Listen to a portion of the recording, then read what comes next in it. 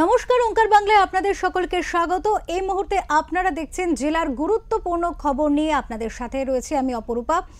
মন্তেশ্বরে নিজের বিধানসভা এলাকাতে তৃণমূল কর্মীদের একাংশের বিক্ষোভের মুখে পড়েছিলেন রাজ্যের মন্ত্রী তথা এলাকার বিধায়ক সিদ্দিকুল্লাহ চৌধুরী। তাকে কালো পতাকা এবং ঝাঁটা হাতে গো ব্যাক স্লোগান দেওয়ার পাশাপাশি তার গাড়িতেও ভাঙচুর চালানো হয়। আঘাত লাগে মন্ত্রী সিদ্দিকুল্লাহ চৌধুরীর। এরপরই মন্তেশ্বর থানার পুলিশ এই ঘটনায় যুক্ত 5 জনকে গ্রেফতার করে। শুক্রবার বেলা 2টো নাগাদ কালনা মহকুমা আদালতে তোলা হয় তাদের। আদালতে যাবার পথে এক অভিযুক্ত এই ঘটনার সাথে সে যুক্ত নয় বলে সংবাদ মাধ্যমের সামনে দাবি করে। তার দাবি, ওই এলাকায় তারা ছিলেন কিন্তু এই ঘটনার সাথে কোনোভাবেই যুক্ত নয়। ধৃতদের মধ্যে 2 জনকে পুলিশি হেফাজতে নেওয়ার আবেদন জানিয়েছে থানার মন্তেশ্বর পুলিশ। ধৃতরা হলেন মন্তেশ্বরের কুলুটের বাসিন্দা মহিউদ্দিন বরা, শেখ আজহারউদ্দিন, দেগনগরের বাসিন্দা সাদ্দাম মণ্ডল, কুসুম গ্রামের বাসিন্দা বংশী বরা, মণ্ডল পাড়ার বাসিন্দা সাহেব শেখ। এই 5 জনকেই শুক্রবার আদালতে তোলা হয়। ধৃতদের বিরুদ্ধে একাধিক ধারায় মামলা রুজু করেছে মন্তেশ্বর থানার পুলিশ। গতকাল ঠিক কী পরিস্থিতি ছিল বিক্ষোভের মুহূর্তে দেখাবো।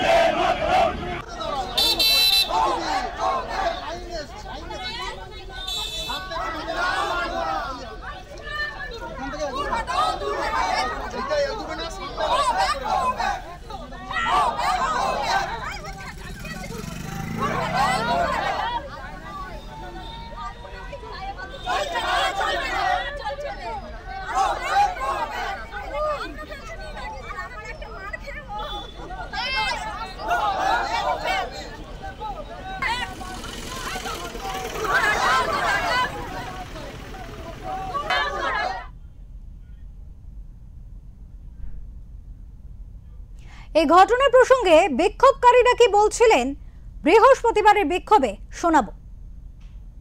আমরা ছাত্র সমাজ অত্যন্ত দুঃখিত। 2021-এ ওই মানুষটাকে মমতা বন্দ্যোপাধ্যায় মুখ তাকিয়ে মন্তেশ্বরের এমএলএ পদে নির্বাচিত করেছিলাম। আজকে ছাত্র সমাজ থেকে সাধারণ মানুষ যদি পিজিতে কোনো সার্টিফিকেটের জন্য বা সোয়ের জন্য রেফারেন্সের জন্য দরকার হয়, বহু মানুষ বিনা চিকিৎসায় মরেছে। আজকে এমএলএ সাহেব এই উত্তরটা দিতে পারবেন? আজকে বিধায়ক সাহেব বলতে পারবেন বহু ছাত্রছাত্রী স্কলারশিপে কোনো 1 পয়সা ওনার সোয়ের জন্য শুধু টাকাটা পায় নাই। আজকে উনি 4 বছরের বিধায়ক হয়েছেন। আজকে বাকাসন অঞ্চলে 4 বছর পর বাকাসন অঞ্চলের কথা মনে পড়েছে। বাকাসন অঞ্চলের জন্য উনি 4 টাকা দিয়েছেন কিনা আপনারা আগে প্রশ্নটা ওনাকে করুন। কোনো গ্রামে উন্নয়নে কোনো 1 পয়সা অবদান নাই। বিধায়ক তহবিল থেকে আমরা সিদ্দিকুল্লাহ চৌধুরী সাহেবের কাছ থেকে অত্যন্ত দুঃখের সঙ্গে জানাচ্ছি, 1 টাকা করি পয়সা সিদ্দিকুল্লাহ চৌধুরী সাহেবের কাছ থেকে পাই নাই। এবং ওনার সাম্প্রদায়িক কথাবার্তা এবং দলের সর্বভারতীয় তৃণমূল কংগ্রেস দলকে কালিমালিপ্ত করার বহুবার চেষ্টা করেন।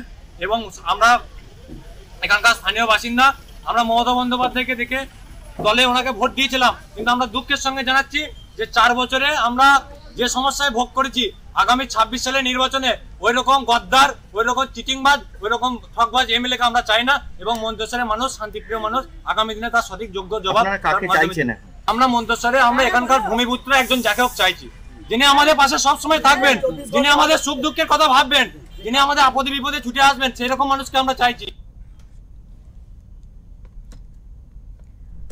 এই বিক্ষোভ প্রসঙ্গে মন্ত্রী সিদ্দিকুল্লাহ চৌধুরী তিনি কি বলেছেন শোনাবো। সেটা দল ঠিক করবে। এখানকার মানুষ 2.5 লক্ষ ভোটার মন্তেশ্বরে। আমি 100% বলতে পারি এরা 2-4 জন, 50 জন, 100 জন, 200 জন তাদের পরিবার, এতে কিছু হবে না। ও আপনার স্রোতে ভেসে যাবে। আমি শক্তি দেখাইনি, দেখালে আমাদের কর্মীরা যারা পতাকাদের ভোট করে, এখানেও 1 জন 2 জন বাহিনী আছেন যারা তোলাবাজি করে, তাদের গায়ে খুব লেগেছে, সামনে আসতে পারছেন না। এখানে যদি চৌধুরী সাহেব সভা করেন, পরিস্থিতি আরো অনুকূলে হবে। আমি নিজে মুখ্যমন্ত্রীকে, অভিষেক ব্যানার্জিকে, পরবর্তী ক্ষেত্রে সুব্রত বক্সির সাথে চিঠি চাপাটি দিয়ে যোগাযোগ হয়।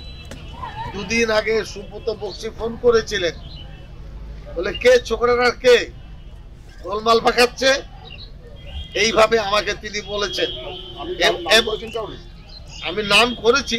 এবং এরপরে মাথায় তো আছে কুসুম গ্রামের একজন ব্যক্তি, কত লেখাপড়া জানি না, গুন্ডা পুষে রেখেছেন।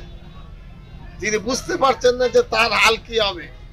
আর তার সাথে যারা আছেন কোনো পঞ্চায়েত প্রধান সদস্য, তারা কি করবে সেটা সে ভাবতে পারছে না।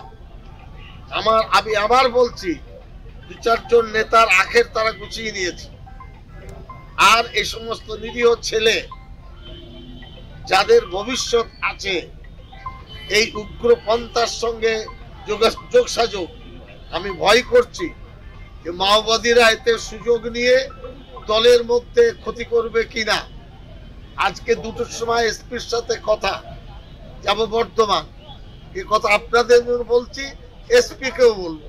এবং কিছু তালিকা আমার সামনে এসেছে, এই পঞ্চায়েতের মানুষজন দিয়েছে, সেই তালিকা আমি এসপি কে দেব। এখানকার আইসি, আমি বলি এখানকার থানার যে আইসি মন্তেশ্বরের, উনি যদি কঠোর হতেন, কারো বাবার সাধ্য হতো না কালো পতাকা দেখানো। উনি সুযোগ করে দিলেন, দাঁড়ানোর পরিবর্তে 5 জন একসাথে দাঁড়িয়ে পতাকা দেখাচ্ছে। প্রথমে র্যাব নামিয়ে দিতেন, কয়েকশো পুলিশ এসেছে, উনি মোড়ল। উনি এই মুহূর্তে আমাদের সাথে রয়েছে আমাদের প্রতিনিধি আমজাদ আলী শেখ পূর্ব বর্ধমান থেকে, কথা বলবো তার সাথে। আমজাদ, গতকাল আমরা দেখেছি মন্ত্রী সিদ্দিকুল্লাহ চৌধুরীকে তার নিজের জায়গায়, তার নিজের কেন্দ্রে, সেখানে কিন্তু তাকে ঝাঁটা দেখানো হয়েছে, কালো পতাকা দেখানো হয়েছে, গো ব্যাক স্লোগান দেওয়া হয়েছে।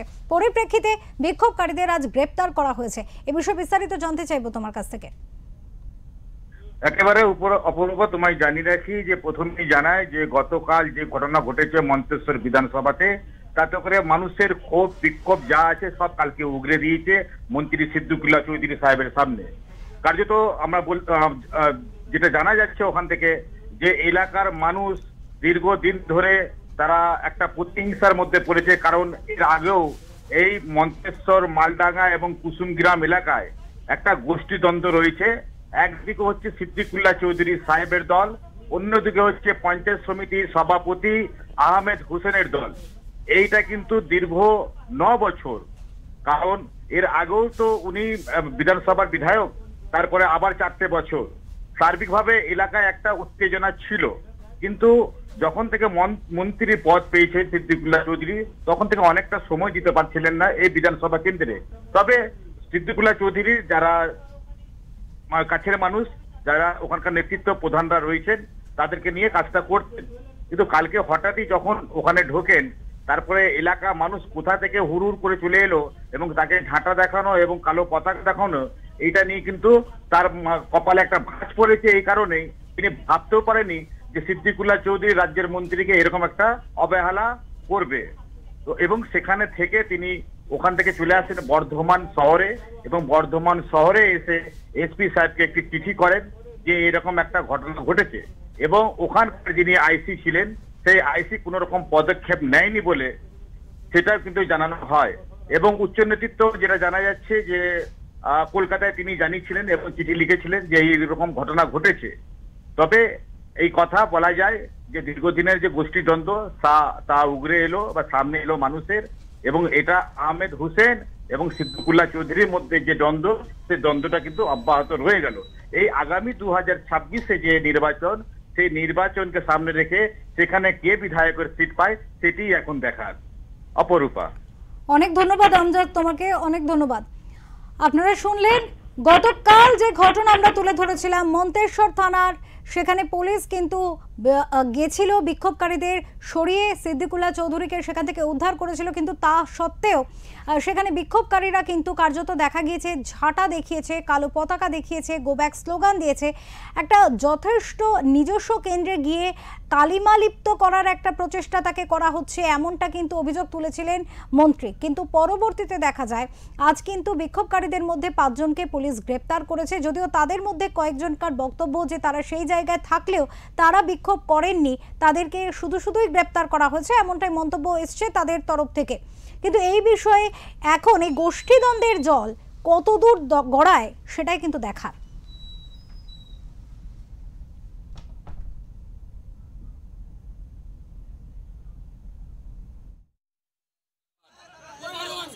এমএলএ আমরা চাই না